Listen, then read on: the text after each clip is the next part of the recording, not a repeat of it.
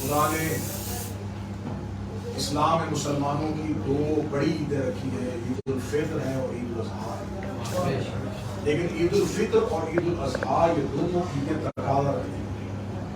عید فطر تقاضا رکھتی ہے کہ رمضان کے 30 روزے رکھے تو پھر خوشی نہ، یعنی کہ خدا نے اس عید سے پہلے مشقت رکھی ہے، 30 روزوں کا سفر کرو پھر عید کا لطف۔ پھر روزے کی شرطیں ہیں کہ اس صورت میں روزہ رکھنا ہے، سارا دن محرمات سے بچنا ہے، حرام سے اجتناب کرنا ہے، اللہ کی یاد میں بھوکے رہنا ہے، صبح کو سحر کے ٹائم اٹھنا ہے، شام کو طیب اور حلال رزق سے افطار کرنا ہے، پھر 30 روزے مکمل کرو، عبادات بجا لاؤ، اب تم پہ ہے کہ تم عید الفطر تقاضا رکھتی ہے عبادت کا، عید الاضحیٰ میرے مالک آپ عید کیسے منائیں؟ فرمایا قربانی کا جانور لو، سنت ابراہیمی کو زندہ رکھو، پھر عید کرو، یہ اس عید کی شرط ہے۔ عید الفطر کی بھی شرط ہے، عید الاضحیٰ کی بھی شرط ہے۔ معصوم سے پوچھا گیا مولا مسلمانوں کی سب سے بڑی عید؟ فرمایا غدیر کی عید۔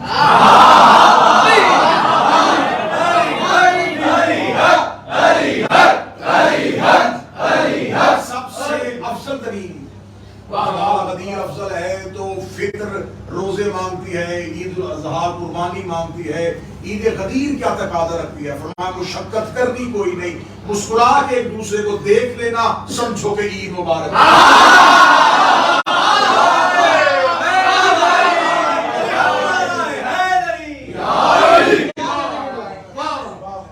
صرف عید غدیر کی اہمیت بیان کی جائے، بادشاہ فرماتے ہیں جب دو مومن ہماری خوشی میں ملتے ہوئے ایک دوسرے کے گلے میں پانی ڈالتے ہیں، ان کے ہاتھ نکالنے سے پہلے 14 کا اللہ گناہ معاف کر دیتا۔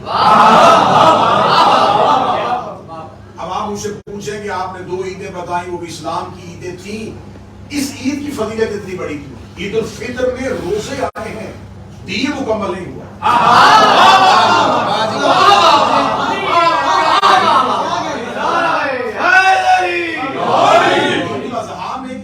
حضرت ابراہیم نے اسماعیل کی جگہ پہ جانور آیا ہے، قربانی ہوئی، خواب مکمل ہوا ہے۔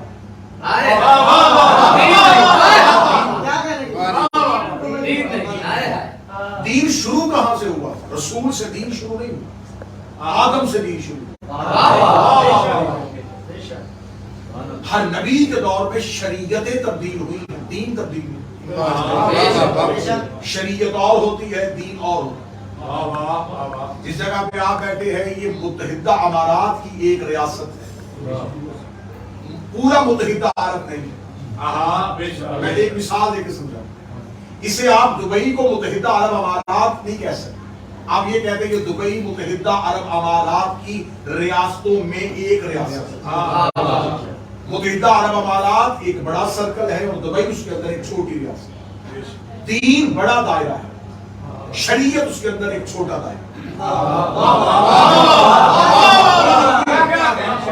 حضرت آدم سے دین شروع ہو گیا، اور آپ یہ نہ سمجھیں کہ دین صرف اور صرف مسلمانوں کا ہو، کافروں کا بھی دین ہو۔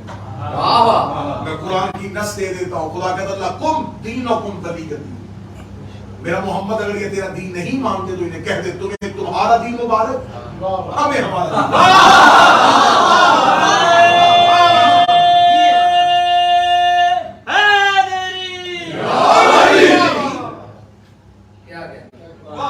آدم سے شروع، حضرت آدم پہلا اللہ کا ہادی تھا جو خدا کے دین کا پیغام لے کے زمین کو، یہاں پہ انسانیت کا آغاز ہوا۔ انسانیت کو کلمہ کیا رہنے کا سلیقہ نہیں آتا۔ آدم کا پورا دور انسانیت نے پتوں کے ساتھ اپنے بدن کو ڈھانپا۔ حضرت آدم کے بعد پہلا صاحب شریعت نبی نوح آیا تھا۔ نوح تھا جس نے شریعت کے اصول دیے، نوح تھا جو پہلا شارع تھا، جو پہلا صاحب شریعت نبی تھا، وہ جناب نوح تھا۔ آدم آئے، حضرت آدم نے پوری محنت کی، خدا نے کہا آدم تو نے انسانیت تک پیغام پہنچایا، تو نے نسل کا آغاز کیا ہے، دین مکمل نہیں کیا۔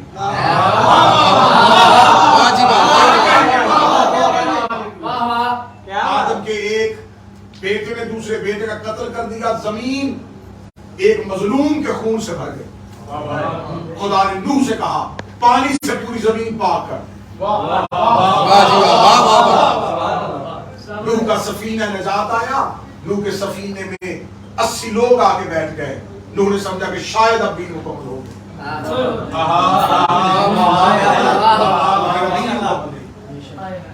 ابراہیم آیا, میرے مالک میں تیرا دین مکمل کروں. کیسے کرے گا؟ فرمایا جیسے کروانا چاہتا. فرمایا بیٹے کی گردن پہ چھری رکھ, آنکھوں میں پٹی رکھی. اللہ نے کہا اٹھ جا ابراہیم, تو دین مکمل نہیں کر سکتا. تو خلیل ہے لیکن دین کی تکمیل نہیں.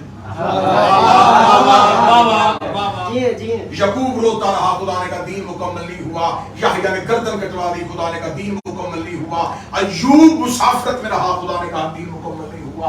عیسیٰ جیسا نبی سولی پہ چڑھ گیا, خدا نے کہا دین مکمل نہیں ہوا. یوسف مصر کے بازار میں بکتا رہا, خدا نے کہا دین مکمل نہیں ہوا. حد ہو گئی جب سب سے بڑا نبی زمین پہ آ گیا. اس نے مکہ میں آ کے کہا ایھا الناس قولوا لا الہ الا اللہ, اے انسانوں کو اللہ ایک ہے, میں اس کا آخری نبی ہوں. دین مکمل نہیں ہوا. رسول ہجرت کے بستر پہ سویا, دین مکمل نہیں ہوا.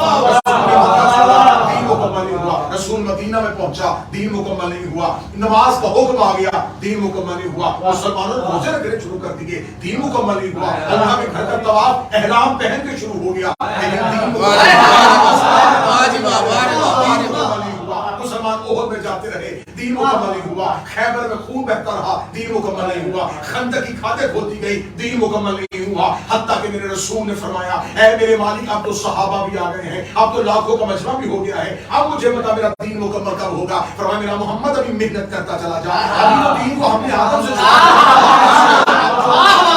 جو رہنی باقی ہے. تو نے کہا تھا اللہ منوا, میں نے منوا دیا. تو نے نماز سکھا, میں نے سکھا دی. تو نے کہا روزہ بتا, میں نے بتا دیا. یہ زکات دے رہے ہیں, یہ حج کر رہے ہیں, انہوں نے چہرے پہ داڑیاں رکھ لی ہیں, اب تو یہ تجھے مان رہے ہیں, اب تو دین مکمل کر دے. فرمایا اب بھی دین مکمل نہیں کروں گا. ادھر رسول آخری حج کے لیے گیا, فرمایا میرے اللہ اب تو آخری حج ہے, اب یہاں سے پلٹوں گا تو دوبارہ نہیں آؤں گا, ابھی بھی دین مکمل نہیں ہوا. فرمایا ذرا مکہ چھوڑ. مکہ چھوڑ کے رسول واپس آ رہے تھے, ادھر غدیر کا چوک آیا.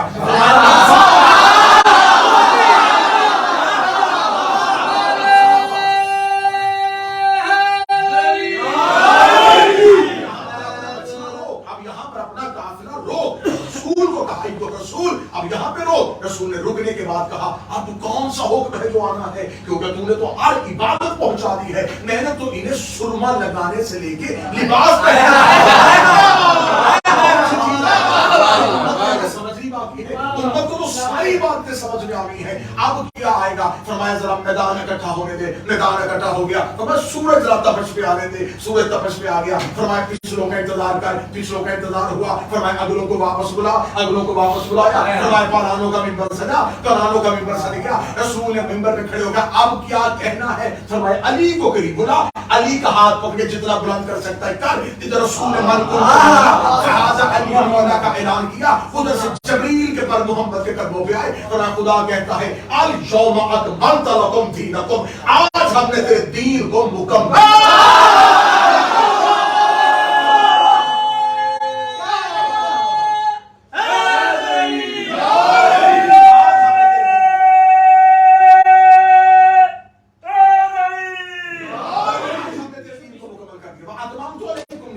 ہم نے تیری نعمتوں کو تمام کر دیا. رسید لکم الاسلام دینا, آج ہم تیرے دین سے راضی ہو گئے. اس کا مطلب دین آدم کی محنت سے مکمل نہیں ہوا, نوح کے سفینے سے مکمل نہیں ہوا, ابراہیم کی خلت سے مکمل نہیں ہوا, یوسف کے حسن سے مکمل نہیں ہوا, یعقوب کے گریے سے مکمل نہیں ہوا, ایوب کے سفر سے مکمل نہیں ہوا, عیسیٰ کی سولی سے مکمل نہیں ہوا, نبی کی ہجرت سے مکمل نہیں ہوا, بدر کی جنگ سے مکمل نہیں ہوا, خیبر کے دروازے سے مکمل نہیں ہوا, خندق کی کھائی سے مکمل نہیں ہوا.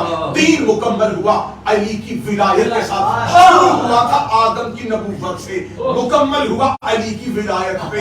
اتنی واجب ہے علی کی ولایت کہ علی کی ولایت بغیر آدم سے لے کے مصطفیٰ تک کا دین مکمل نہیں ہوا. ہماری نماز کیسے ہے؟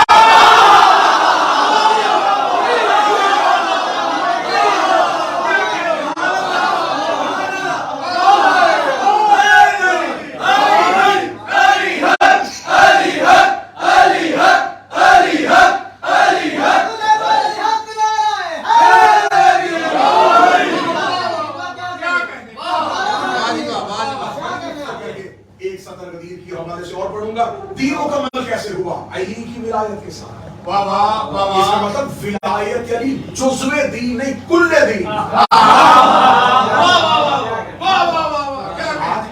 کوئی بندہ شیعہ ہو کے کہے کہ نماز میں علی ولی اللہ جائز ہے، نماز شریعت کا ایک رکن ہے۔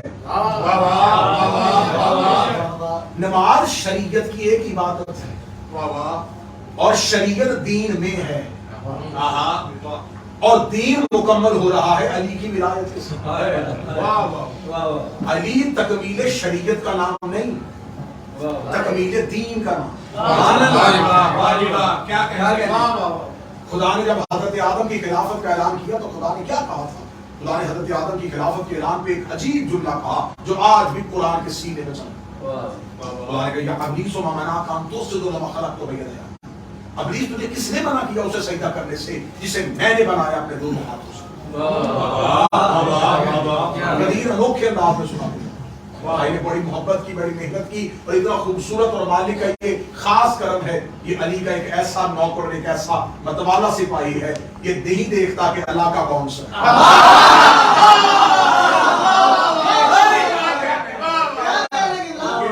نام اسم با مسمہ ہے کہ علی نے رکھا ہی اپنے اظہار کے لیے۔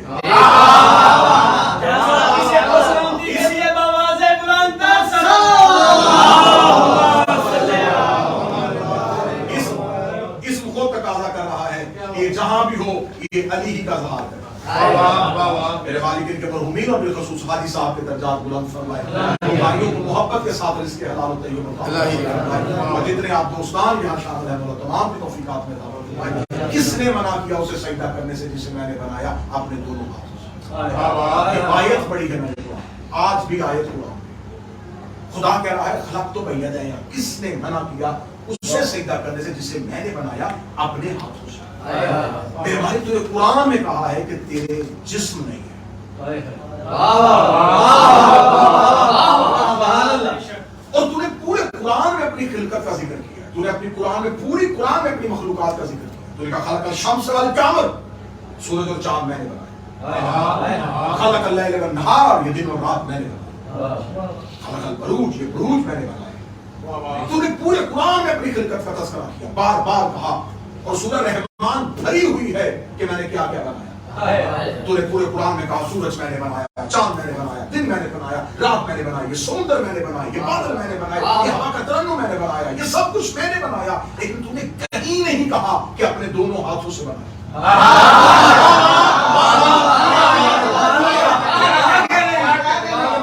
جہاں کہا میں نے بنایا اپنے امر سے، کہیں کہا اپنے ارادے سے، کہیں کہا اپنی مشیت سے، کہیں کہا اپنی طاقت سے، کہیں کہا اپنی قوت سے۔ پورے قرآن میں جہاں تو نے اپنی خلقت کا تذکرہ کیا، کہیں مشیت، کہیں ارادہ، کہیں طاقت، کہیں قوت، لفظ ہاتھ استعمال نہیں کیا۔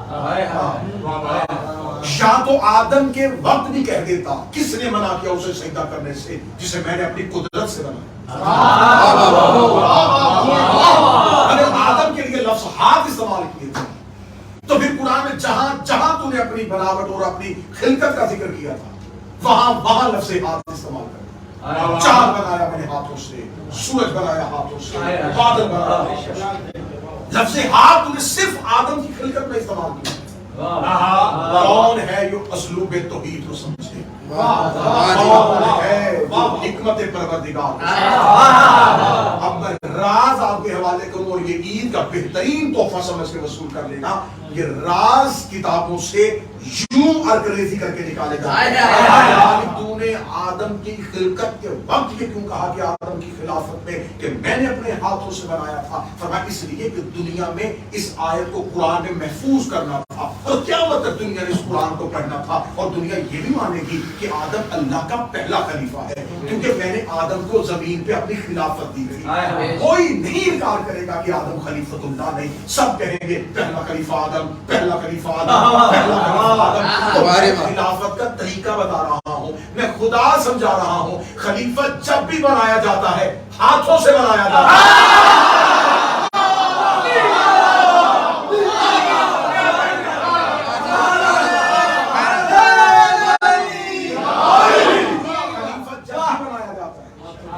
ہاتھوں سے بنایا جاتا ہے۔ اب جب تک انسانیت رہے گی ہاتھ کا لفظ خلافت میں استعمال ہوگا. اب ذرا ایک چیز کو اس کے ساتھ اٹیچ کرنا کہ جب رسول نے قوم غدیر پہ اعلان کیا تو رسول نے نماز کا حکم منبر پہ بیٹھ کے پہنچایا. کیا کہنے الصلاۃ آتوا الزکات وجعلوا الناس جہاد کا حکم بیٹھ کے دیا, نماز کا حکم بیٹھ کے دیا, روزے کا حکم بیٹھ کے دیا. علی کی ولایت اگر آ گئی تھی تو رسول غدیر میں بیٹھتے, ممبر سجاتے, ممبر پہ بیٹھ کے کہتے تھے ابھی ابھی جبریل آیا ہے, وہ جو نماز روزے کا حکم لے کے آیا اس نے کہا ہے کہ آج کے بعد علی جس کا میں مولا اس کا مولا. لیکن علی کی ولایت کے لیے انوکھا بیٹھ کے نہیں, کھڑے ہو کے بھی زبان سے نہیں,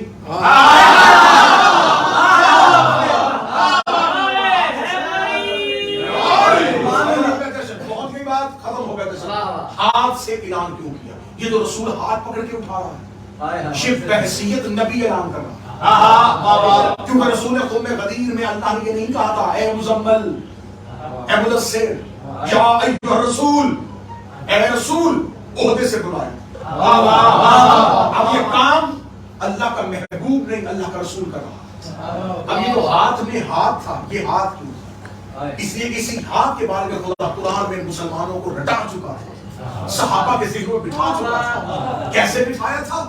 خدا نے قرآن میں کہہ دیا ہماری ینطق عن الہویٰ ان هو الا وحی یوحیٰ, یہ میرا حبیب یہ تو نہیں بولتا, یہ تیری زبان میں بولتا. یہ کنکریاں تو نے نہیں پھینکی, یہ کنکریاں میں نے پھینکی. رسول نے بیعت رضوان کروائی, خدا نے قرآن میں آیت بھیجی ید اللہ فوق ایدیہم, ان بندوں نے تیرے ہاتھ میں بیعت نہیں کی, میرے ہاتھ رسول تھا, خدا نے کہا میں بولا. بیعت رسول نے کروائی, خدا نے کہا میں نے کروائی. کنکریاں رسول نے پھینکی, خدا نے کہا میں نے پھینکی. تو پھر آپ مولوی یہاں سے بھدر کیوں گیا؟ غدیر میں بھی ہاتھ رسول نے نہیں بولا. اب اللہ نے بلند کیا یہاں تک پہنچ گئے ہو تو یہاں سے مجھے تنہا نہ کرنا, اور نتیجے کے سمندر کے ساحل کے کنارے میں پہنچے اور سلام کا سجدہ کرے بارگاہ نجف میں. جب علی کا ہاتھ بلند کیا تو یہ رسول نہیں کر رہا, یہ اللہ کر رہا ہے. رسول وہ کرتا ہے جو وہ کہتا ہے. مطلب ہے یہ کار رسالت نہیں تھا, یہ رسول کا کام نہیں تھا, یہ اللہ کا کام تھا. اب اگر یہاں تک میں بات پہنچا گیا ہوں کہ یہ ہاتھ رسول نہیں اٹھا رہا, اللہ اٹھا رہا, تو اب رسول زبان سے کیا کہہ رہا تھا؟ من کنت مولا,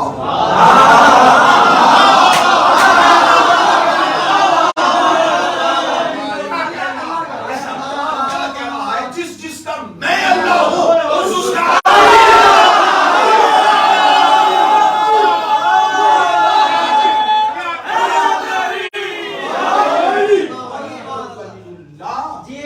مشروط ہے لا الہ کے ساتھ.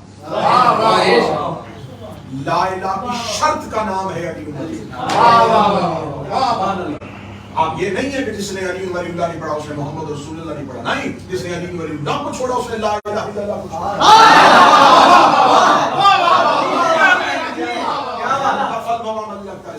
اگر یہ نہ پہنچایا تو پھر رسالت کا کچھ بھی نہیں پہنچایا. دین پورے کا پورا بند کر دیا علی کی ولایت.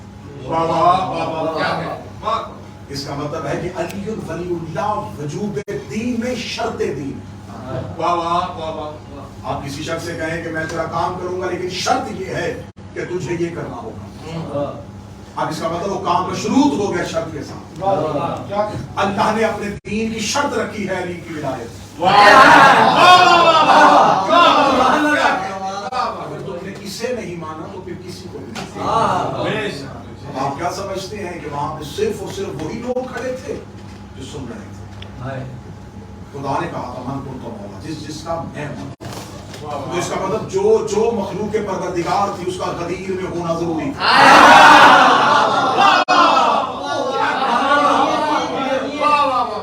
تم زمین پہ بیٹھ کے آج 1400 سال کے بعد علی کی ولایت سن کے کھل رہے ہو اور کہہ رہے ہو ہاں ہم بھی کہتے ہیں کہ اللہ کا ولی. تم تو غدیر میں تھے نہیں.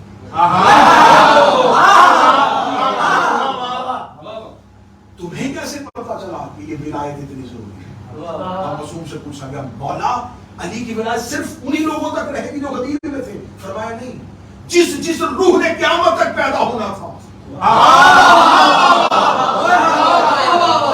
اسے میدان غدیر میں کھڑا کر دیا.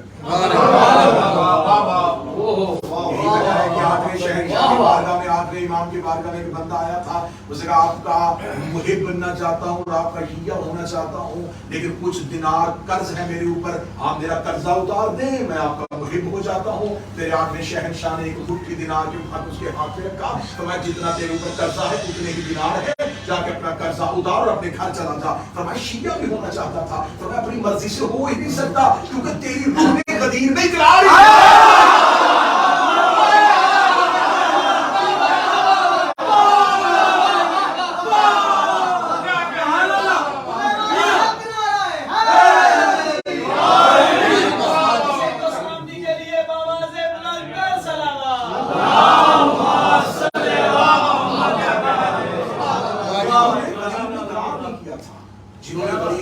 کر دیا تھا، اب وہ نماز میں کہتے ہیں اہدنا الصراط المستقیم۔ صراط مستقیم کس کا نام ہے؟ صراط مستقیم کوئی پل نہیں۔ معصوم سے پوچھا گیا ہمارے صراط مستقیم کیا ہے؟ ہمارا صراط مستقیم ہماری ولایت۔ آپ نے اکثر سنا ہوگا کہ علماء فرماتے ہیں کہ یہ پل صراط ہے، یہ بال سے باریک ہے، تلوار سے زیادہ تیز ہے، آگ سے زیادہ کڑا۔ اب اگر ذہن میں رکھیں گے کوئی چیز بال سے باریک ہو، اب یہاں پر لاجک اگر عقل بھی لے کے جائیں تو عقل بھی یہاں پہ آ کے جواب دے جائے گی بال سے باریک کوئی چیز ہو نہیں سکتی۔ آگے حرارت کے آخری درجے کا نام آگ ہے، اور یہاں استعمال ہوا آگ سے زیادہ۔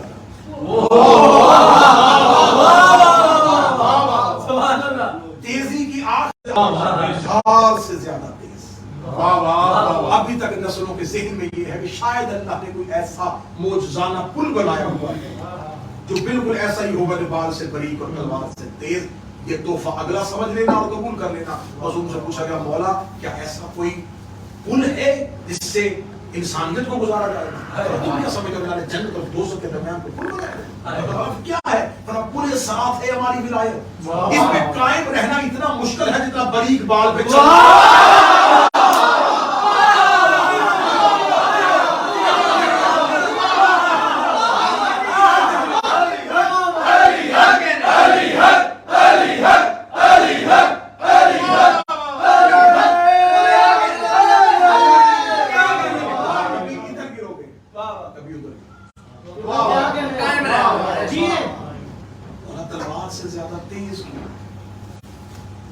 فرمایا تلوار صرف بدن کاٹتی ہے، ہماری ولایت منکر کا شجرہ نسب کاٹتی ہے۔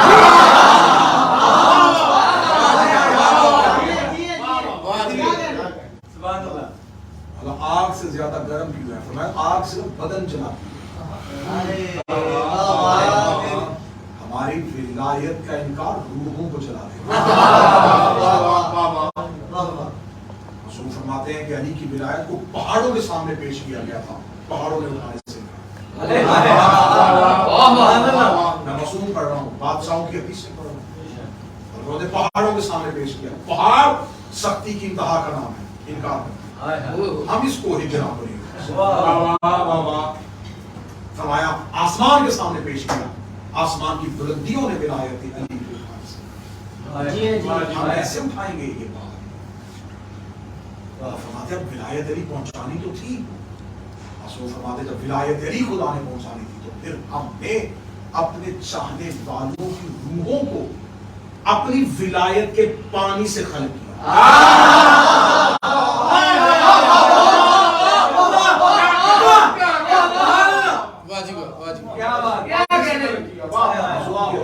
بہار کی حدیث اللہ فرماتے ہیں ہم نے معجون کیا۔ معجون سمجھتے ہیں نا؟ معجون کہتے ہیں کسی چیز کو اتنا پیس دینا اصلیت ہی ختم۔ اگر یہ سارے سمجھتے ہیں تو دیکھیں گے مثال۔ اور معصوم نے حدیث میں لفظ معجون استعمال کیا، اتنا پیس دینا۔ جب ایک چیز دوسری چیز تیسری چیز چوتھی چیز یہ مختلف قسم کی چیزوں کو اکٹھا کر کے پیستے ہیں تو ان میں سے جب ایک صفوف بنتا ہے تو کوئی چیز اپنی اصل میں نہیں ہوتی۔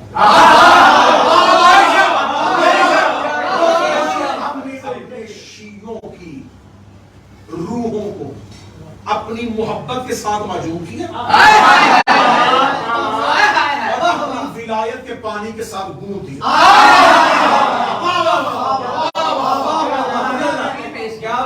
حدیث مولا کی فرماتے ہیں ہم نے اپنی ولایت کے پانی سے گوندا, اپنی محبت کی ساتھ معجون کیا, پہلے ان کی خلقت لی, ان کا خمیر لیا, اس میں اپنی محبت کو ڈالا, اس کو معجون کیا. صرف معجون نہیں کیا, پھر اس کے بعد اپنی ولایت کا پانی ڈالا. کسی نے ادھر سے آٹا لیا تو ادھر آٹا ادھر پانی الگ, دونوں کو درمیان میں رکھ کے گوندھ دیا. اب کسی بڑے سے بڑے سائنسدان کو کہو پانی الگ کرے,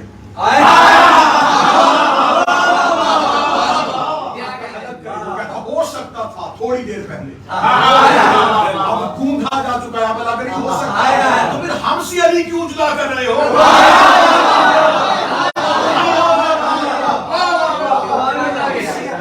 نہیں جدا ہو سکتا کیونکہ ولایت کا پانی سے جہاں گھروں میں ولایت کا پانی ہو وہ اپنا اثر دکھا, خمیر میں علی کی محبت ہو اثر دکھاتی ہے, پھر سولی ہو تو عیسیٰ کی زبان, پھر جلا بطری ہو تو ابو ذر کا استقلال. میرا مالک تمہیں آخری سانس تک علی نصیب ہو, کونے میں رہو دنیا میں کہیں جاؤ, ولایت علی میں سمجھوتا ہے. علی کی ولایت وہ پورے صراط ہے جس سے فیصلہ ہوگا. مان کن تو مولا ہو, جس کا میں مولا ہوں اس کا علی مولا ہے. آپ یہ جا کے پوچھ لینا علماء سے کہ رسول کس کس کا مولا ہے. رسول آدم کا مولا ہے تو پھر علی آدم کا مولا ہے. مولا کا انکار